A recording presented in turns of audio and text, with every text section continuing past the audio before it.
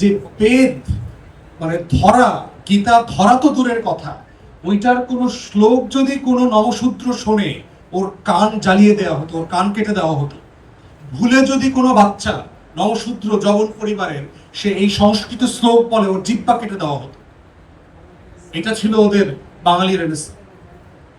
অতএব সেই জায়গায় হচ্ছে আলোচনাটা কোথায় আসছে ঢাকা বিশ্ববিদ্যালয়ে, যে আমার কলোনি আমাকে গরিব করে দিয়েছে, নতুন একটা শ্রেণীকে কর্মচারী থেকে মালিক বানিয়েছে।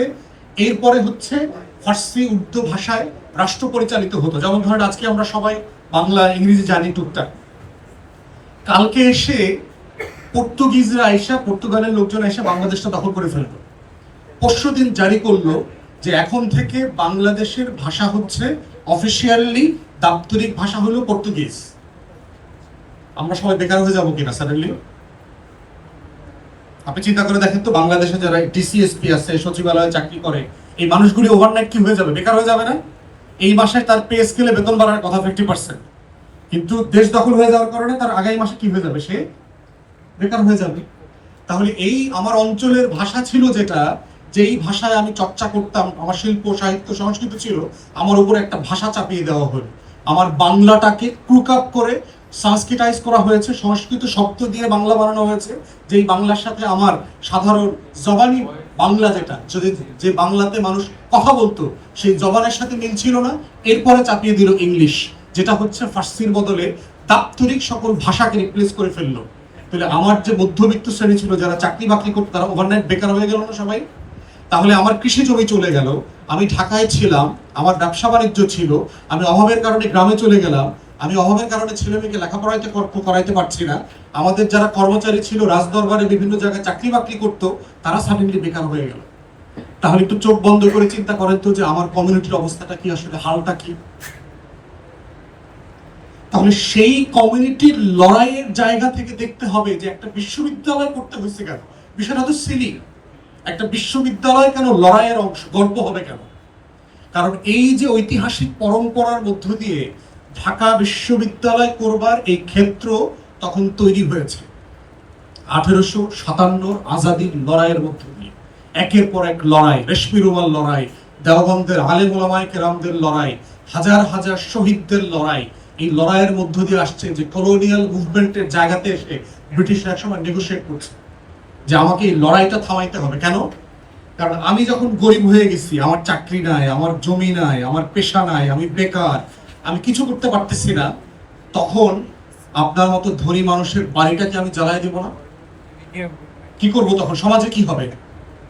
আপনি খালি চিন্তা করেন যে ঢাকার মধ্যবিত্ত রামপুরা, বাড্ডা এইসব এলাকাতে কিচ্ছু নাই, সব শেষ হয়ে গেছে। আপনি গুলশান, বনানী, ধানমন্ডিতে খুব আরামে থাকতে পারবেন? পারবেন না। এটার নাম হচ্ছে আজাদির লড়াই। ওখান থেকেই গণ অভ্যুত্থান শুরু হয়, ওখান থেকেই বলা হয় যে কোটা না মেধা। কারণ আমি সংখ্যায় বেশি কিন্তু আমার কোনো সম্পদ নাই, আমি সংখ্যায় বেশি কিন্তু রাষ্ট্রের অর্থনীতিতে আমার কোনো হিস্সা নাই, আমি সংখ্যায় বেশি কিন্তু আমার মূল্যবোধ, আমার ধর্ম, আমার বেঁচে থাকার সবকিছুকে আপনি অস্বীকার করছেন সিস্টেমেটিকলি। সেই লড়াইটাই হচ্ছে স্বাধীনতার আন্দোলন ছিল। মুসলমান আর্টিজান, যারা ক্রাফটসম্যান ছিল, যারা সমৃদ্ধশালী এলাকার ব্যবসায়ী ছিল, তারা সাডেনলি ওভারনাইট দেখলো সে গরিব হয়ে গেছে, তার কিছু নাই, তাকে কর্মচারী বানায় দেওয়া হয়েছে। আর সাডেনলি ব্রিটিশ কোম্পানির যারা এই সাদা কর্মকর্তাদের চাকর বাকর ছিল, রবীন্দ্রনাথের দাদা নানা টানা এগুলো যারা ছিল, এরা হলো ঘোড়সওয়ার, মানে ঘোড়ারে ক্লিন করতো, তারা সাডেনলি পার্মানেন্ট সেটেলমেন্টের কারণে শত শত হাজার হাজার বিঘা জেলার মালিক হয়ে গেছে জমিদারি সিস্টেমের কারণে। অতএব মুসলমানদের উপরে যেটা হলো তখন 2 টিয়ারের কলোনাইজেশন।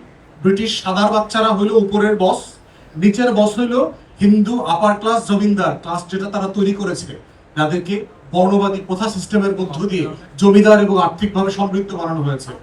এখন সবগুলো তো কানেক্টেড। আপনি দেখবেন যে অভাবী পরিবারের ছেলেমেয়েরা লেখাপড়া করে না। কেন করে না? মানে ও লেখাপড়া করতে ইচ্ছা করে না, কারণ ওখানে একটা টেনশন আছে যে আমার ছেলেটাকে কি আমি সকালে খেতে পাঠাবো না স্কুলে পাঠাবো। বাবা মার একটা ডিলেমা আছে, আমার মেয়েটাকে কি আমি গার্মেন্টসে পাঠাবো না আসলে ওকে স্কুলে পাঠাবো। এবং আজকের অর্থনীতির ফাউন্ডেশন দেখেন, এই গরিব মানুষগুলো লেবারের উপর দিয়ে কিন্তু আমাদের এই অর্থনীতিটা ভেঙে ভেঙে চলছে। কারণ ওই চাষি আব্দুল কুদ্দুসের নিজে চাষবাস করে, তার মেয়েটা হলো সাভার আসলেতে গার্মেন্টসে চাকরি করে, আর তার ছেলেটা দুবাইতে ঝাড়ু দেয়, রাস্তা ক্লিন করে। একই প্রসেসে হয়েছে যে সাডেনলি 100 বছরের ভিতরে আমার মুসলমান সমাজ একদম ফকির মিসকিনে চলে গেছে। এবং আরেকটা বড় কারণ যেটা হয়েছে, দেখুন আমার একটা ধরেন মুসলিমের ইন্ডাস্ট্রি ছিল, আমার একটা কাপড়ের দোকান ছিল ঢাকাতে। আমার যখন ইন্ডাস্ট্রি কলাপস করলো, আমি যখন গরিব হয়ে গেলাম, তখন এই মানুষগুলো কিন্তু আর শহরে থাকতে পারলো না, তারা গ্রামে চলে গেল।